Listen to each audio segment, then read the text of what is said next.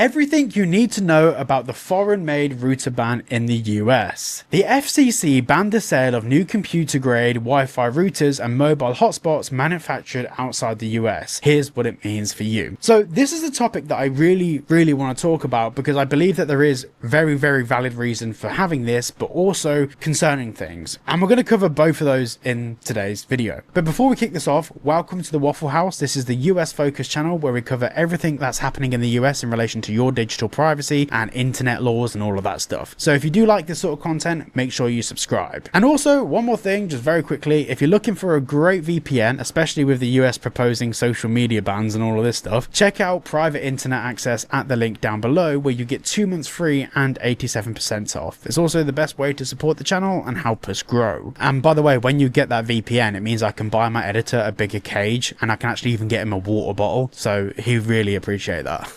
In March, the Federal Communications Commission banned new consumer internet routers manufactured outside the US, citing national security concerns. The ban doesn't affect any routers already in the American homes or currently on sale in the US, but all new routers aimed at the consumer market will need to be approved. Now, the whole reason behind this is that it's very possible that routers made in other countries could have spyware and all sorts of stuff built into it. At the end of the day, your internet traffic goes through your home router. So from a security perspective, I understand it. I fully do understand this regulation, but this does leave a little bit of a grey area that can be open to exploitation. And if we know anything about governments, whether it's the UK, US, Australia, Canada, whatever it might be, this leaves a little loophole for them to exploit, which I'm sure they will do. If your routers are manufactured in the US, you have to abide by the strict US manufacturing laws when it comes to things like home routers. And this also means that the organizations within the US, and I'm very aware that this sounds very conspiratorial, but you can't really argue it. We know that organizations in the US, like the CIA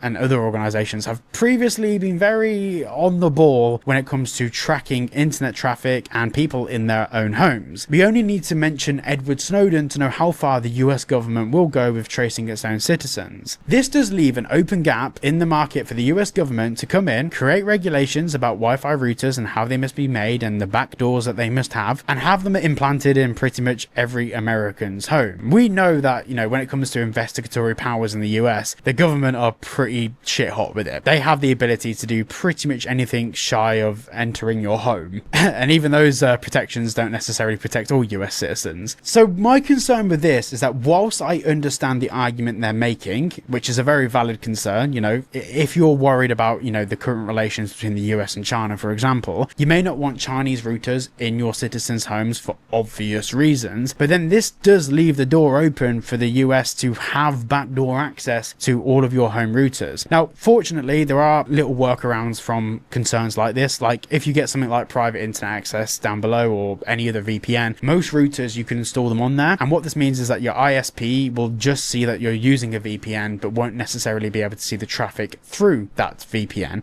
So you are protecting your traffic, but then that's just like one part of all of the concerns that come through with, you know, federal government Wi-Fi routers in your house. I don't know. It doesn't sit right with me. And I think part of the concern here is the unknown. It's the fact that whilst it's an agreeable piece of legislation that I don't think for the most part people will uprise against, I don't think it's too controversial. I think it does, like I said before, leave that gate open for the US to do whatever the hell they want. There's nothing to say that the US government haven't spoke to the top Wi-Fi home router manufacturers in the US and said to them, you actually need to flash all of your home routers with our own software. We don't know that's happened, and that, by the way, that's purely speculation, but it's possible and it can happen. We don't know. We really don't know. Anyway, thank you for watching today's video. If you did enjoy, please make sure to like and subscribe, and I shall see you all in the next video.